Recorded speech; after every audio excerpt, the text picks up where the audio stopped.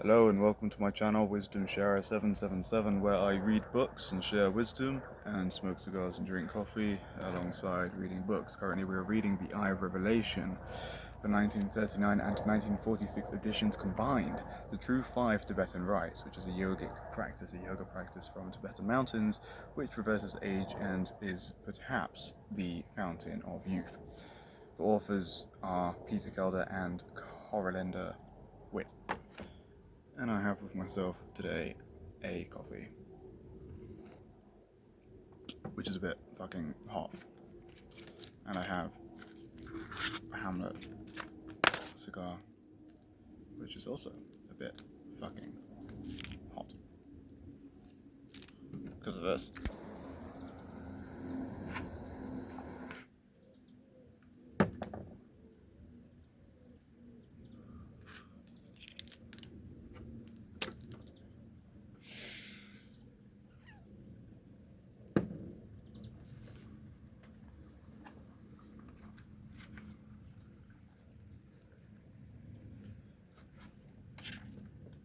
Chapter 4. Comparisons between the original 1939 edition and the 1946 update. Before I continue, this is part 3. So watch part 1 and then part 2 and then come back to this if you have not already watched them in the correct order. I have carefully compared the original 1939 version of The Eye of Revelation to Peter Kelder's 1946 update in great detail. Surprisingly, Kelder didn't change the text's main body, and he did add 2 new chapters: Mantram, Mind Magic, and The Magic Quality of Om. Other than minor word replacements, Kelder's most significant changes were to his instructions on performing rites numbers 1 to 5. In the initial 1939 version, there were no instructions beneath the images for each rite, whereas in the 1946 version, Kelder has added new information. I have highlighted these changes in bold so you can compare them. 1. 1939 edition. Kelder provides more 1 or 2 illustrations and a story about each rite. His descriptions are very brief, with just a few lines describing how to perform each movement. 2. 1946 edition. Beneath the same images as in the 1939 version, Kelder added additional instructions and some amendments. 3. I have used bold or square brackets to highlight these changes, so you know what Kelder considered important enough to change. 4. I have not highlighted the few minor word changes he made, such as replacing the word direction with the word way.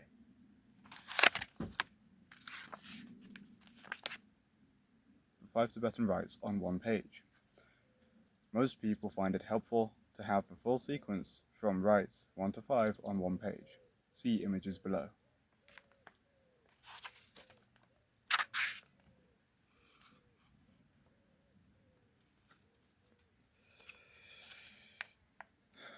You can also download and print these posters for free on the t5t.com website. T5T is short for the 5 Tibetans. Building repetitions.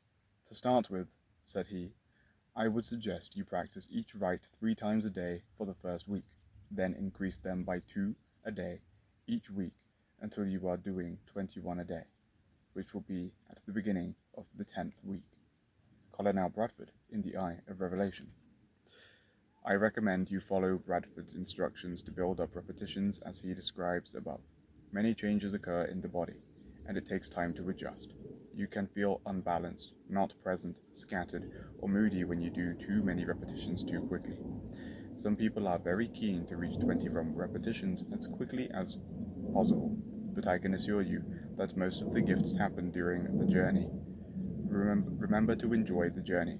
Your achievement will be more rewarding if you do so.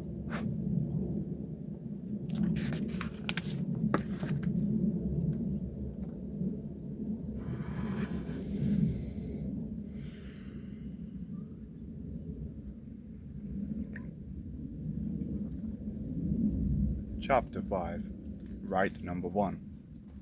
The first rite, continued the colonel, was a simple one. It is for the express purpose of speeding up the vortexes. When we were children, we used it in our play. It is this: stand erect, with arms outstretched, horizontal, with the shoulders. Now spin around until you become slightly dizzy.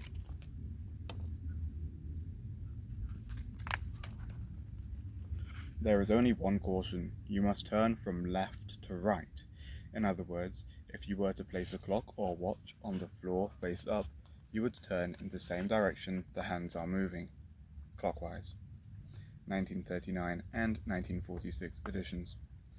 At first, the average adult will only be able to spin around about a half dozen times until he becomes dizzy enough to want to sit or lie down. That is just what he should do, too. That's what I did, to begin with. Practice with this rite only to the point of slight dizziness.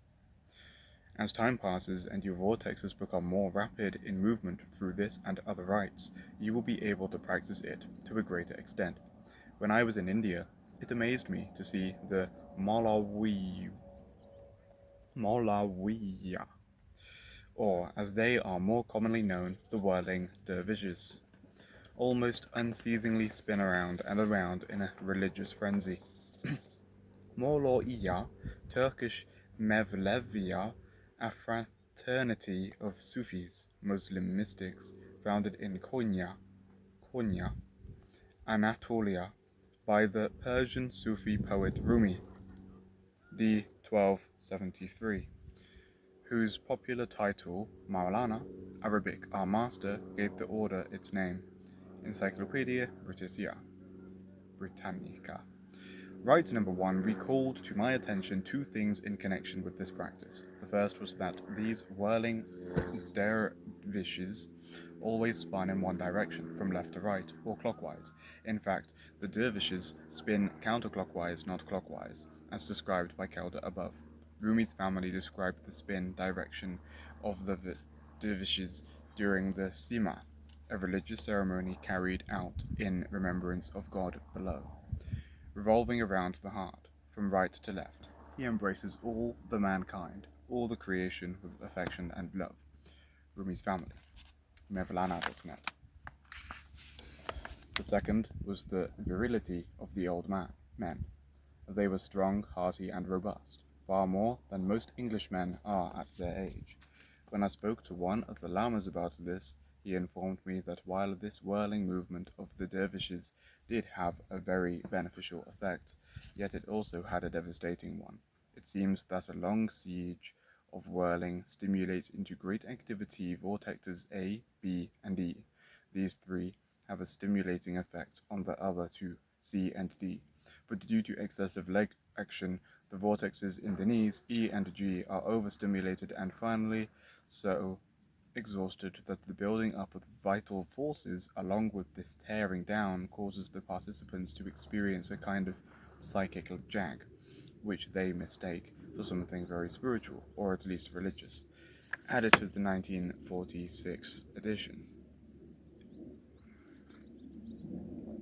However, continued for Colonel, we do not carry the whirling exercise to excess. While the whirling dervishes may spin around many hundreds of times, we find that greater benefit is obtained by restricting it about a dozen or so times. Or even so, the rite number 1 can stimulate all the vortexes to action. After several months, it can be increased to 20 revolutions, later to 30, 40, and eventually, after many months, to 50. Added to the 1946 edition. 3.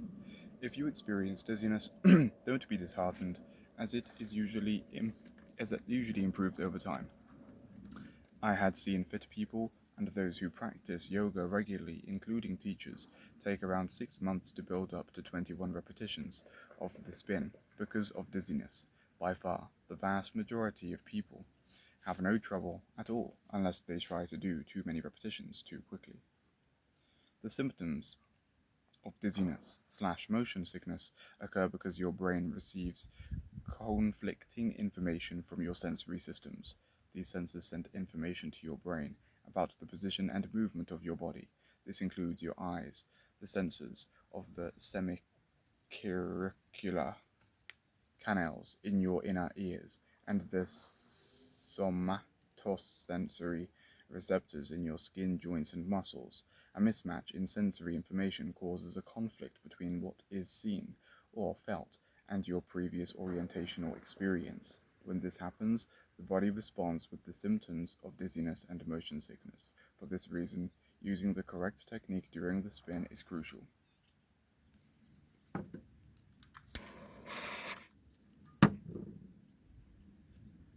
To reduce dizziness, try fine-tuning your movements by using the techniques described in Appendix A on page 116. Alternative to the spin. In the rare likelihood that dizziness becomes a problem for you, try this alternative. Simply swing your arms or shoulder at shoulder height around to the opposite shoulder and repeat to the other side. Your head and upper body twist around to one side and then the other. Your feet remain stationary, but remember to lift the opposite heel to the direction you are turning to avoid straining your lower back. There is no twisting movement in the 5 Tibetan rites, so this exercise improves flexibility and reduces tension. I do it every day because it feels so good.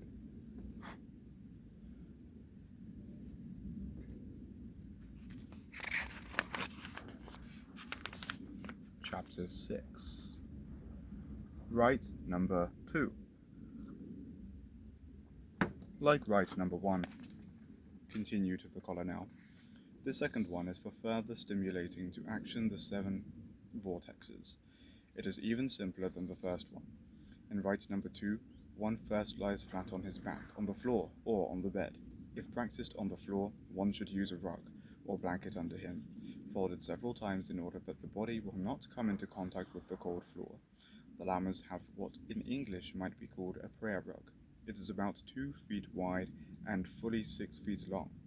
It is fairly thick and is made from wool and a kind of vegetable fiber. It is solely for the purpose of insulation, and so has no other value.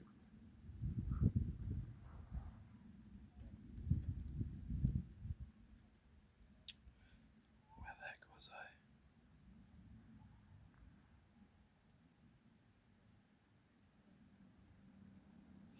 Nevertheless, to the lamas, everything is of a religious nature, hence their name for these mats, prayer rugs. As I said, one should lie full length on his prayer rug or bed, then place the hands flat down alongside the hips. The fingers should be kept close together with the fingertips of each hand turned slightly toward one another. The feet are then raised until the legs are straight up. If possible,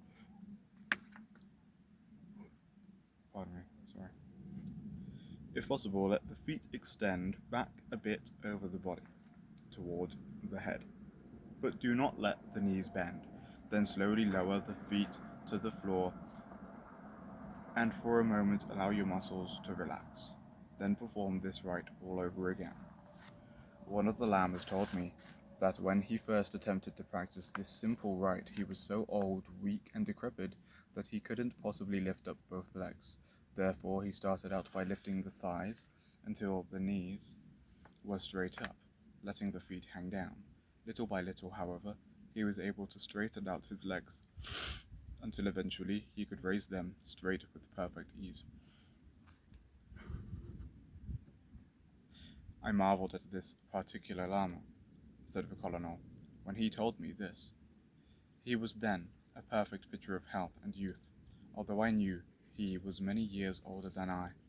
For the sheer joy of exerting himself, he used to carry up a pack of vegetables weighing fully 100 pounds on his back from the garden to the lamasery, several hundred feet above. He took his time, but never stopped once on the way up, and when he would arrive, he didn't seem to be experiencing the slightest bit of fatigue. I marveled greatly at this. For the first time I started up with him, and I was carrying no load. I had to stop at least a dozen times. Later, I was able to do it easily without my cane, and with never a stop, but that is another story.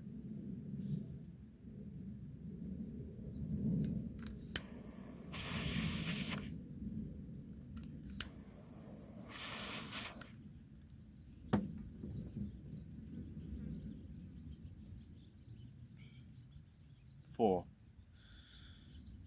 Avoid practicing the leg raise on your bed unless your bed is very firm.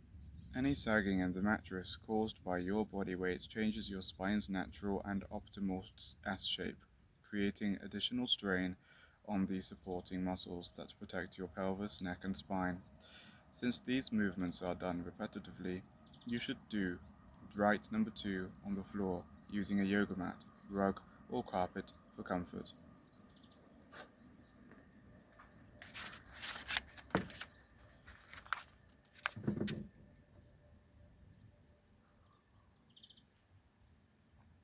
Could you see the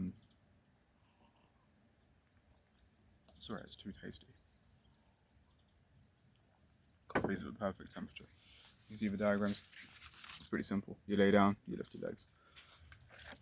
To start off with, it may be hard to hold your legs straight. You may want to, or just naturally your legs may have a bend in the knee. Try your best. And you start off just doing 3 for a whole week. And then on week 2, 5. Then on week 3, 7. Then once you get to a month in, you're doing 9 reps. And you keep going until you get to the 10th week, when you're doing the full 21 repetitions for each exercise. As you would know if you listened. But maybe I explained it a bit better and helped. Rite number 2, the leg raise. First position of rite number 2. One should lie full length on his prayer rug or bed. Then place the hands flat alongside the hips. Fingers should be kept close together with the fingertips of each hand turned slightly toward one another. 1939 and 1946 editions. Introduction. To perform this rite, lie full length on rug or bed. Place the hands flat down alongside of the hips. Fingers should be kept close together with the fingertips of each hand turned slightly toward one another. 1946 edition. New information is in bold, which is just flat down. Hands flat down. It might be a bit repetitive, but you need to make sure you get this right, and it's very important. And if you do actually practice this, you should get the book yourself and reread it a month to keep it fresh. I've already read it, this specific book, twice, and the original version like at least once. Second position, rite number 2. The feet are then raised until the legs are straight up. Well, this guy's doing it even more than straight up. He's managed to get flexible enough to pull them closer towards his head. Even better. If possible, let the feet extend back a bit over the body, toward the head, but do not let the knees bend. Then slowly lower the feet to the floor, and for a moment allow all muscles to relax. Then perform this rite all over again. 1939 and 1946 editions. Introduction. Raise the feet until the legs are straight up. If possible, let the feet extend back a bit over the body toward the head, but do not let the knees bend. Hold this position for a moment or 2, and then slowly lower the feet to the floor. And for the next several moments, allow all of the muscles in the entire body to relax completely. Then perform this rite all over again. Now there was quite a few added bits in there, and now there's a whole extra mini paragraph. It's just a sentence, but it's separated. This is all in bold, meaning it wasn't in the 1936 edition, 39, but it was in the 1946. While the feet and legs are being raised, it is a good idea also to raise the head. I do it this way. Then while the feet and the legs are being lowered to the floor, lower the head at the same time. So you can see.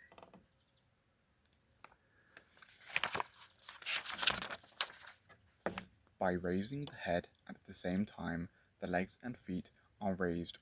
All of the vortexes in the body are increased in their speed or action, but especially the slow ones. 1946 edition.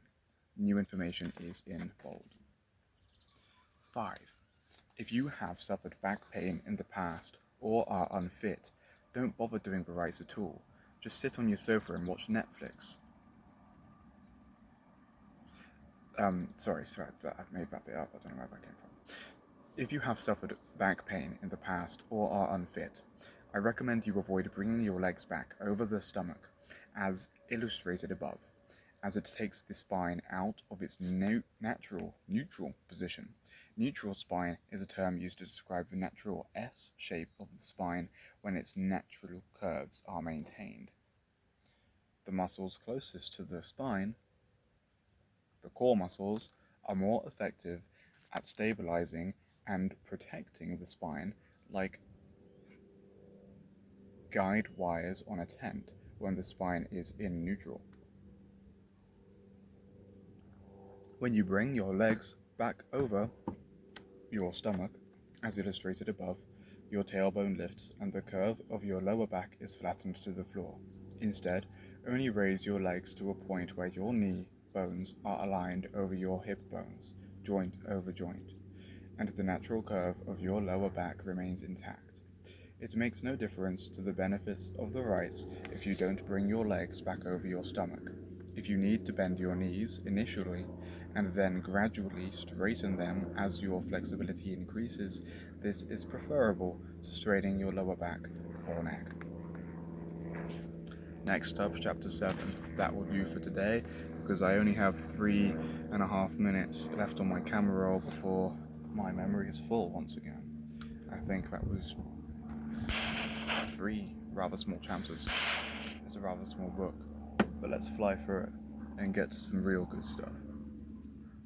This is real good stuff, life-changing. And most of the books I have are. I am also reading Harry Potter at the moment. I'm not going to read that to you guys. And various other knowledge books, but primarily when people say I read, I think a lot of people read novels, purely novels all the time, from libraries and stuff, which is not really primarily what I do. Reading Harry Potter purely because it's been a decade since I've read it, and I wanted to revisit that childhood classic. But yeah, I read books to learn important things. Non-fiction, right? Self-improvement, yada yada yada.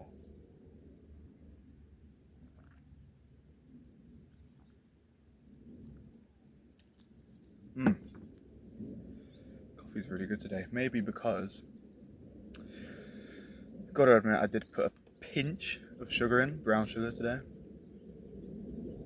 Maybe that little pinch, I mean, it definitely doesn't seem sweet, but maybe that is making quite a distinct taste difference. Also, it's maybe the only time I've actually fully washed the coffee maker thing, whatever you call it, and then got it fresh off the draining board and used it to make coffee. So this might be quite a clean batch. I'm restarting the rites myself this morning, along with my meditation visualization. I did do 3 reps of each since the beginning of August. I'm on day 2. But 1 week of doing that, and then I'll slowly build up again. I did build it up, and I was consistent for months, and I was doing 21 repetitions a day for months, and then various tragedies happened, and the tragedies themselves did not stop me from doing the 5 Tibetan rites. But the excuses in my mind, which were then kind of given permission to win because, said tragedy has thrown me off course, is such a valid and juicy excuse to give up on the things which are really beneficial to do daily. So it's taken me a while to jump back on that wagon. But I find that I could be very disciplined and consistent for months sometimes with very difficult things. So if it be working out or working on a project, writing, or whatever the fuck it is, my diet, and then I fail for a day and I'm like, fuck, well, I failed. Let's fail for a 2-day, 3-day, 4-day, and sometimes it's months that go by without jumping back on it. Don't do that. Don't be one of those. Get back on your purpose, get back on your mission, get back on your yoga sequence ASAP. Consistency is everything. Cigar a day keeps the doctor away, coffee a day keeps the tiredness at bay. Don't forget to read books and seek wisdom and spend some time in nature. Praise Yahweh.